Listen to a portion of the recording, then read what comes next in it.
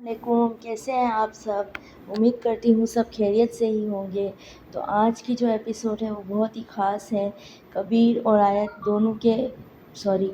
عبادت دونوں کے ہی نظریے کو دکھا رہی ہے، اور یہ ایپیسوڈ بہت زبردست ہے۔ تو چلے وقت ضائع کیا بنا پڑھتے ہیں جب دل ہار گیا ازکرم صوفی تھاٹس ایپیسوڈ 7۔ تو آئیے شروع کرتے ہیں۔ سورج کی پہلی کرن کھڑکی سے چھن کر اندر آ رہی تھی۔ پرندوں کی چہچہاہٹ اور ٹھنڈی ہوا نے ماحول کو پرسکون کر دیا تھا۔ عبادت کی آنکھ سب سے پہلے کھلی۔ وہ تھوڑی دیر گہری سانس لے کر اٹھی اور حیرت سے چاروں طرف دیکھنے لگی۔ اس کی نظریں فوراً بستر پر پڑیں اور دل میں سوال اٹھا، میں بستر پر کیسے آ گئی؟ رات تو کرسی پر ہی سو گئی تھی۔ اچانک اس کی نگاہ کمرے کے کونے پر پڑے صوفے پر جا ٹھہری۔ وہاں کبیر لیٹا ہوا تھا۔ وہ سکون سے سو رہا تھا۔ اس کے چہرے پر نہ وہ ضد تھی نہ غرور، بس ایک عجیب سی معصومیت چھلک رہی تھی۔ عبادت چند لمحوں تک اسے خاموشی سے دیکھتی رہی۔ اس کے دل میں ہلکی سی مسکراہٹ آئی۔ یہ کبیر جو سب کو تنگ کرتا ہے، جو سب سے ضد کرتا ہے، سوئے ہوئے کتنا معصوم لگتا ہے۔ دل کے کسی کونے میں ایک عجیب سا احساس جاگا۔ وہ آہستہ آہستہ صوفے کے قریب آئی۔ چند ثانیے تک اسے تکتے رہنے کے بعد جھجکتے ہوئے اپنا ہاتھ بڑھایا اور کبیر کے چہرے کو نرمی سے چھو لیا۔ اس کے رخسار کی سختی میں بھی ایک سکون تھا جو اسے اپنی طرف کھینچ رہا تھا۔ کبیر نے ہلکی سی جنبش کی اور آہستہ آہستہ آنکھیں کھول دیں۔ اس کی گہری سیاہ آنکھیں سیدھی عبادت کی بوڑھی آنکھوں میں سے جا ملیں۔ لمحہ بھر کے لیے دونوں خاموش ہو گئے، ہوا جیسے تھم گئی۔ کبیر نے مدھم سی مسکراہٹ کے ساتھ، تم یہاں صبح صبح میری نگرانی کر رہی ہو؟ عبادت شرما گئی اور فوراً ہاتھ پیچھے کھینچ لیا۔ نظریں جھکا کر بولی، میں بس دیکھ رہی تھی کہ تم ایسے لگ رہے تھے جیسے کوئی بچہ سو رہا ہو۔ کبیر نے آنکھوں میں چمک کے ساتھ اس کی طرف دیکھا اور آہستہ سے قریب چہرہ لا کر بولا، اچھا تو پھر تمہیں میری معصومیت اچھی لگتی ہے؟ عبادت گھبرا کر پیچھے ہٹی، مگر کبیر نے اس کی کلائی نرمی سے تھام لی اور دونوں کے بیچ کی قربت اور بڑھ گئی۔ ان کے چہرے اتنے قریب آ گئے کہ عبادت کے دل کی دھڑکن بے قابو ہونے لگی۔ چند لمحوں تک وہ ایک دوسرے کو خاموشی سے دیکھتے رہے۔ عبادت کے دل میں ایک نیا احساس جنم لے رہا تھا اور کبیر کی نگاہوں میں بھی وہ نرمی چھلک رہی تھی جو کبھی اس نے نہ دیکھی تھی۔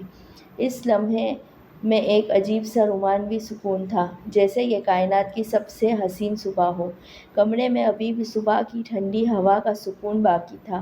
عبادت اور کبیر ایک دوسرے کی آنکھوں میں کھوئے ہوئے تھے، جیسے دنیا کا وجود ہی ختم ہو گیا ہو۔ اتنے میں اچانک دروازے پر زور سے دستک ہوئی۔ دونوں چونکے۔ عبادت نے گھبرا کر پیچھے ہٹتے ہوئے دوپٹہ سنبھالا اور کبیر جلدی سے اٹھ کھڑا ہوا۔ کبیر چڑ کر، اب اس وقت کون؟ وہ دروازے کی طرف گیا اور جیسے ہی دروازہ کھولا، سامنے وہی گاؤں کی بزرگ عورت کھڑی تھی۔ اس کے چہرے پر سنجیدگی اور ہلکی سی جلدی چھلک رہی تھی۔ بزرگ عورت گہری آواز میں، بیٹا باہر آؤ، یونیورسٹی کے لوگ آئے ہیں پولیس کے ساتھ تمہیں لینے۔ کبیر لمحہ بھر کو ساکت رہ گیا۔ اس نے چونک کر پیچھے عبادت کی طرف دیکھا جو پریشانی سے کھڑی تھی، پھر وہ گہرا سانس لیتے ہوئے باہر نکلا۔ باہر منظر جذباتی تھا۔ پروفیسر اور پولیس والے موجود تھے، ساتھ میں حور اور آیت بھی۔ جیسے ہی عبادت کو دیکھا، حور کی آنکھوں میں آنسو کی جھری لگ گئی۔ وہ دیوانہ وار عبادت کی طرف بھاگی اور زور سے اسے اپنے گلے لگا لیا۔ حور چیختے ہوئے لہجے میں، عبادت کہاں چلی گئی تھی تو؟ تجھے ذرا سا بھی احساس نہیں ہم پر کیا گزری؟ ہم پاگلوں کی طرح تجھے ڈھونڈتے پھر رہے ہیں۔ عبادت کے آنسو بہنے لگے۔ اس نے حور کو مضبوطی سے تھام لیا۔ عبادت روتے ہوئے، حور میں بھی ڈری ہوئی تھی، میں بھی بے بس تھی۔ آیت بھی قریب آ کر تینوں کو گلے لگا لیتی ہے۔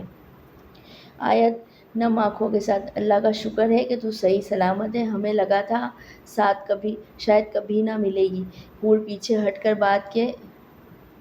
حور پیچھے ہٹ کر عبادت کے دونوں کندھے پکڑتی ہے اور آنسو پونچھتے ہوئے کہتی ہے، حور غم و غصے کے بیچ، قسم سے اگر آج نہ ملتی نا تو میں تجھے کبھی معاف نہ کرتی۔ عبادت کی آنکھوں میں پھر سے آنسو نکل پڑتے ہیں اور دوبارہ حور کے ساتھ لپٹ جاتی ہے۔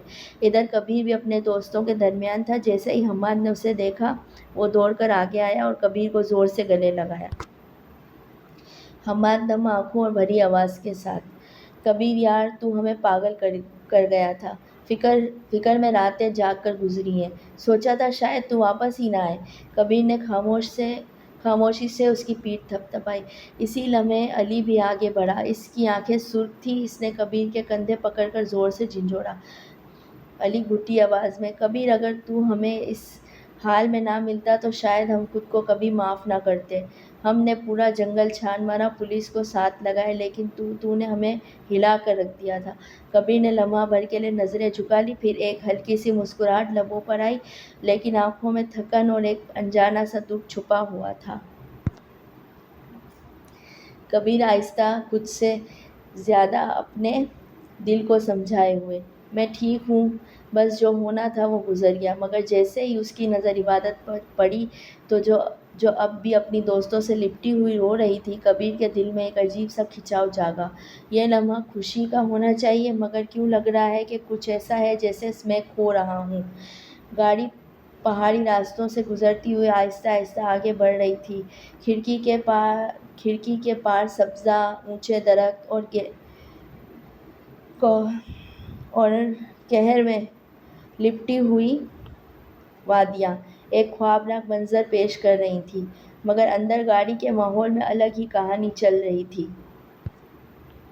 حماد نے سیٹ کی پشت پر ٹیک لگا کر، یار کبیر تو نے ہمیں کتنا ٹینشن میں ڈال دیا، اگر کچھ ہو جاتا تو؟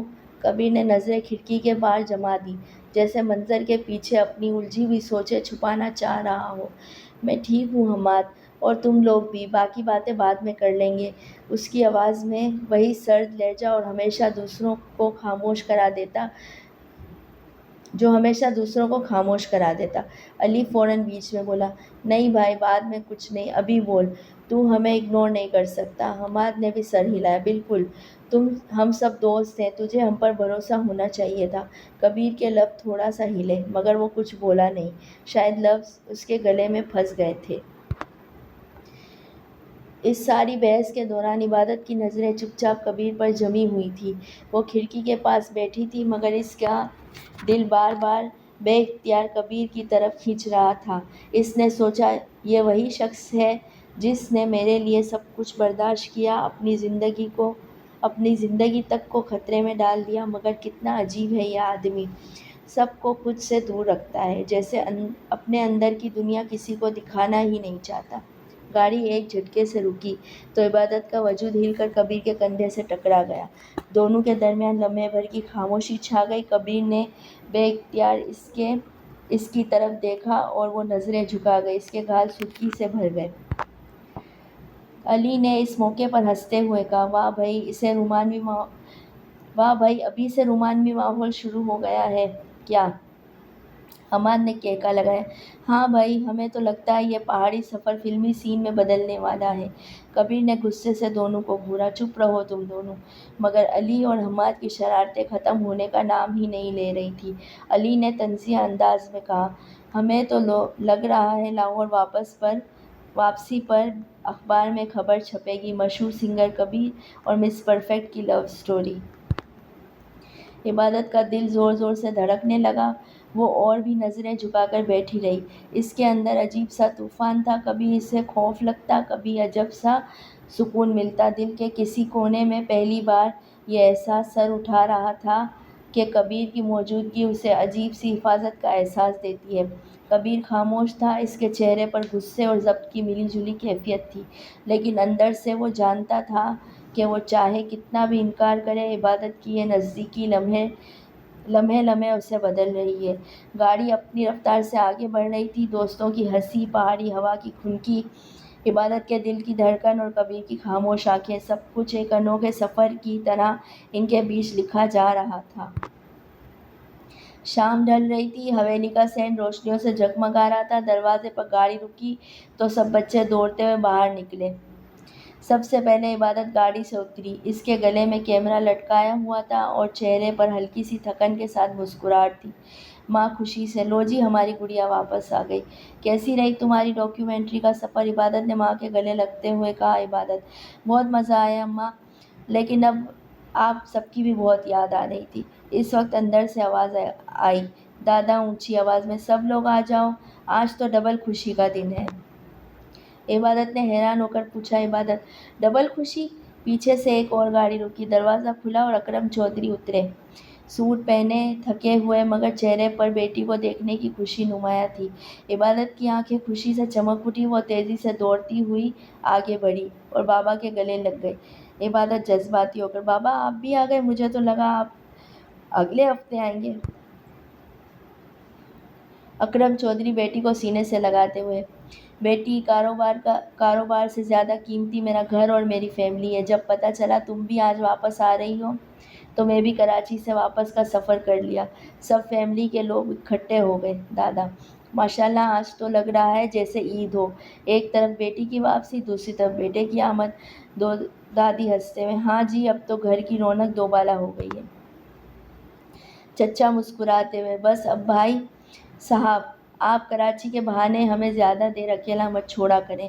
چچی: جی بالکل، بچوں کو بھی ان کی کمی بہت محسوس ہوتی ہے۔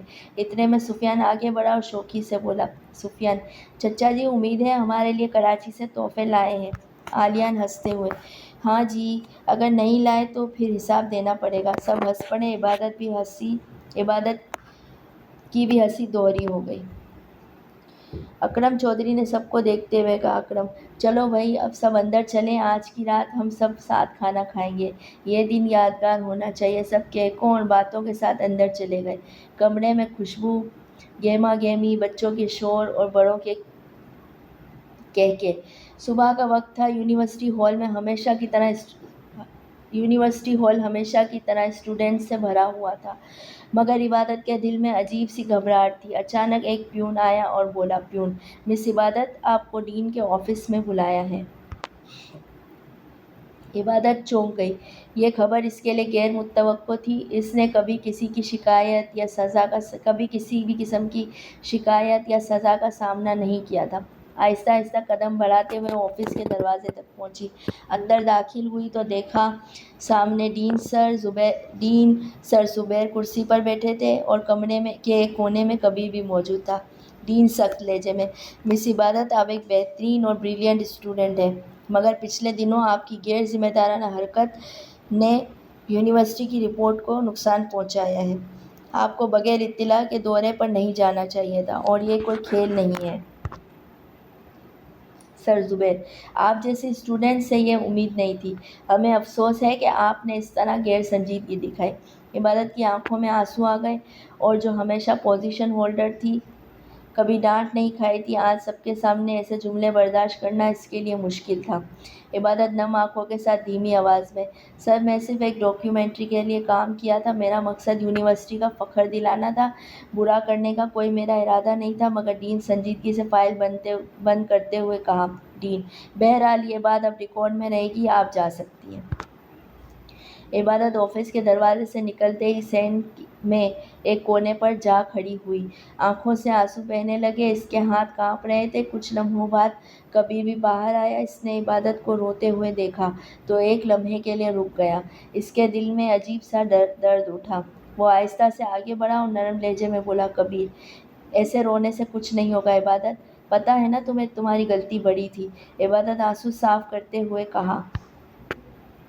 عبادت نم آنکھوں کے ساتھ: کبیر، تمہیں پتہ ہے میں نے اپنی پوری زندگی میں کبھی کسی سے ڈانٹ نہیں سنی، میں نے ہمیشہ سب کو پراؤڈ کروایا ہے۔ آج مجھے لگا جیسے میں سب کے سامنے ناکام ہو گئی ہوں۔ کبیر گہری سانس لی اور پھر نرمی سے آگے بڑھ کر عبادت کے دونوں شانے تھام لیے۔ کبیر آہستہ لہجے میں: سنو، تمہارا قصور صرف اتنا ہے کہ تم اپنی لگن میں یونیورسٹی کی فارمیلٹیز بھلا دی، باقی تم ابھی بھی وہی عبادت ہو جو سب سے الگ ہے۔ عبادت کے ہونٹ کانپے، وہ کچھ بول نہ سکی، آنسو دوبارہ چھلک گئے۔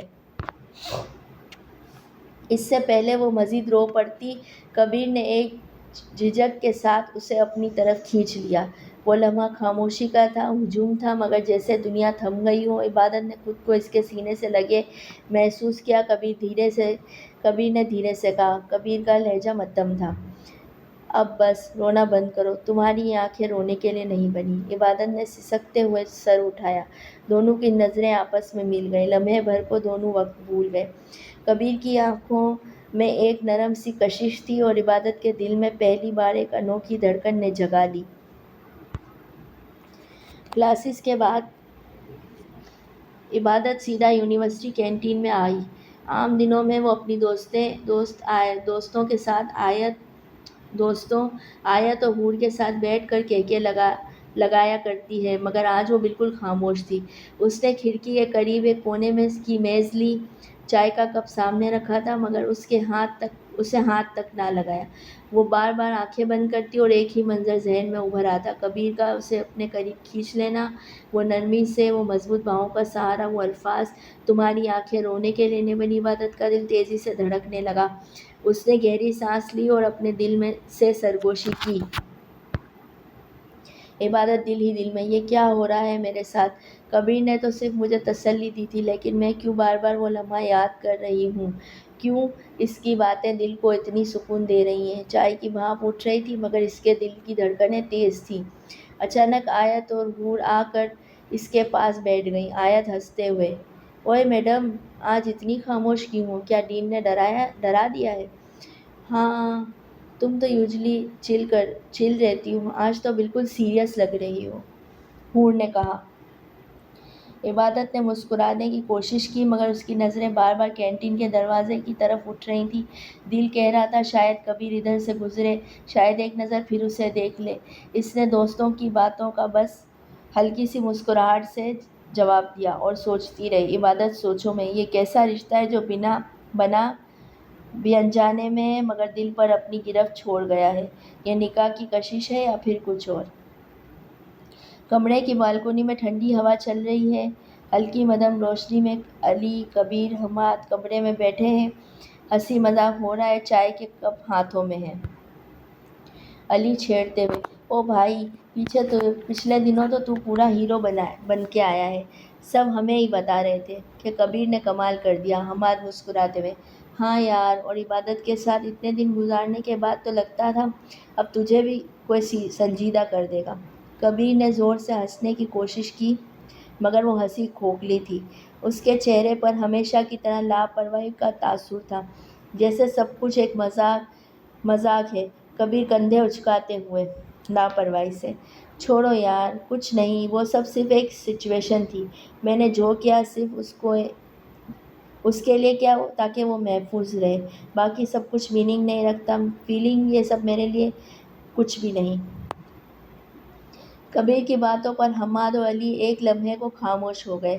دونوں نے ایک دوسرے کو دیکھا، مگر کبیر کی آنکھوں کے اندر کا خالی پن اور تھکن صاف جھلک رہی تھی۔ وہ کچھ اور محسوس کر رہا تھا، لیکن زبان سے سب ڈینائی کر رہا تھا۔ علی گہری سانس لیتے ہوئے، کبیر، کبھی کبھی لگتا ہے تو اپنے آپ سے بھی بھاگ رہا ہے۔ کبیر نے ایک زہریلی سی ہنسی ہنس کر جواب دیا، اپنے آپ سے؟ میں کبیر ہوں، مجھے کسی چیز کی پرواہ نہیں، نہ رشتوں کی، نہ احساسات کی۔ یہ کہتے ہی وہ اٹھ کر بالکنی کے کونے پر جا کھڑا ہوا۔ رات کی ٹھنڈی ہوا اس کے چہرے کو چھو رہی تھی۔ اوپر آسمان پر پورا چاند روشن تھا، مگر کبیر کی آنکھوں میں اندھیرا اور تنہائی اور بھٹکی ہوئی کشمکش صاف نظر آ رہی تھی۔